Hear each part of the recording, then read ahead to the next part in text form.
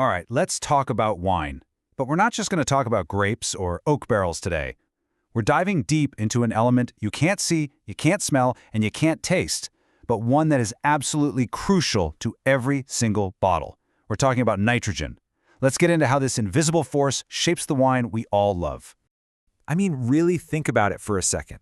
What is it that takes simple, sweet grape juice and turns it into something as complex and aromatic as wine? You might think it's some kind of magic, but it's not. There's a powerful engine running under the hood, and it's all powered by one key ingredient. That's right, nitrogen. It is the unsung hero of winemaking, the puppet master, pulling the strings behind the scenes. It shapes everything, from that very first bubble of fermentation all the way to the character and the stability of the wine that's sitting in your glass. So here's our game plan. We're going to follow nitrogen on its incredible journey, starting in the vineyard soil, going through the beautiful chaos of fermentation, and finally, seeing its impact on the finished wine. You're going to see just how critical it is at every single step. Okay, first things first. When we say nitrogen in the context of wine, what are we even talking about? Well, it's not just one thing. It actually shows up in a couple of different forms, and it's really important to know the difference. So on one hand, you have the simple mineral nitrogen, stuff like ammonium ions. The best way to think about this is like fast food for yeast, quick, easy energy. Then on the other hand, you've got the more complex organic nitrogen. This ranges from small amino acids to huge proteins. Think of this more like a slow-release energy meal. And believe me, this distinction is going to be super important in a minute. So where does all this nitrogen come from in the first place? Well, its story starts way before a single grape gets crushed. It all begins out there, in the quiet of the vineyard. You know, a whole bunch of things decide how much nitrogen a grape starts out with. We're talking about the grape variety itself, the health of the soil, how it's farmed, even the weather for that specific vintage. They all play a huge role. But one of the most critical factors of all, its ripeness. And this graph, wow, it just drives that point home perfectly. As those grapes are ripening on the vine, during that period when they change color that we call veraison, the nitrogen content in both the juice and the skins can easily double. It's pretty amazing. It's like nature is loading the grapes up with all the nutrients they're going to need for the next big step. And that next step, well, it's the main event, fermentation. This is where yeast, our tiny little winemaking heroes, get to work. And for yeast, nitrogen isn't just important, it's everything. It is quite literally the fuel for the fire.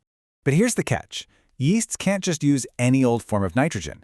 It needs something specific, something we call assimilatable nitrogen. This is the good stuff, right? The forms that yeast can actually absorb and use to grow and do its job. Honestly, the best way to think of it is as yeast's own personal energy drink. This table lays it all out perfectly. That simple mineral stuff, the ammonium, that's prime yeast food. Those small amino acids, yep, they love those too. But those big, bulky proteins, nope. The yeast just can't handle them. They're too big. They are definitely not on the menu. So you can see why making sure there's enough of that good stuff is so critical. Winemakers have a magic number they watch, about 150 milligrams per liter. If the level of that easily assimilatable nitrogen drops below that line, the yeast basically runs out of gas. Fermentation can slow to a crawl or just stop altogether, which is, you guessed it, a winemaker's absolute nightmare. But here's a little twist that I find fascinating. Yeast can be a really picky eater. It absolutely devours an amino acid called arginine. But then there's proline, which is also super common in grapes, and the yeast just completely ignores it during fermentation. It's like having a can of delicious food you just can't open. The yeast just doesn't have the right tools to use it. So what happens when the party's over, when the yeast has had its fill and fermentation is done? Well, all that leftover nitrogen doesn't just disappear. Oh no, it leaves a legacy in the finished wine, and that can be for better or sometimes for worse. Hey, remember those big proteins that the yeast couldn't eat? Well, in white wines, they can hang around and cause some trouble later on. If the wine gets a little too warm, these proteins can start to clump together, creating this haze or cloudiness that we call protein breakdown. It's totally harmless, but it's not exactly what you want to see in a crisp, clear Sauvignon Blanc, is it? So to get ahead of this, winemakers do this clever little stress test. They'll take a sample of the wine, heat it up pretty hot, and just see what happens. If it gets all cloudy, they know they have an unstable wine on their hands, and they need to treat it to make sure it stays crystal clear in the bottle. But a little haze is just one thing to worry about.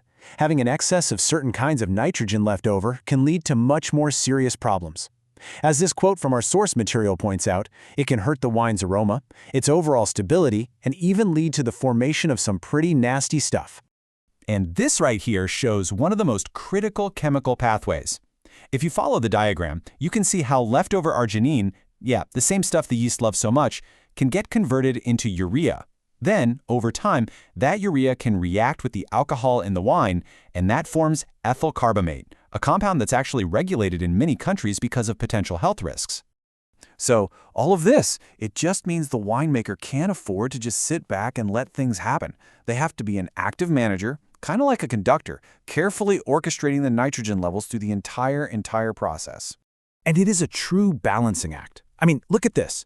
Too little nitrogen and your fermentation just dies, but too much nitrogen and you risk creating off aromas, inviting bad microbes to the party, and even creating those harmful compounds we just talked about. It is a classic tightrope walk for every single winemaker. So how do they do it? How do they walk that tightrope? Well, they've got a toolkit. They are constantly monitoring those assimilable nitrogen levels. If they see them getting too low, they can make very strategic, very precise additions of nutrients.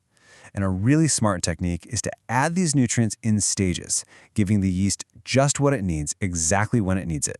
Because ultimately, that's the dream, right? A strong, healthy fermentation that finishes perfectly, leaving behind just enough of the right kinds of nitrogen to help the wine stay stable and age gracefully, but not so much that it causes issues down the road.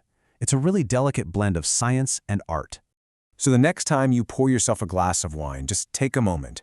Before you take a sip, look at its clarity, take in those complex aromas, and maybe just think for a second about the invisible, powerful, and perfectly balanced world of nitrogen that made that incredible transformation from a simple grape into the beautiful wine in your glass possible.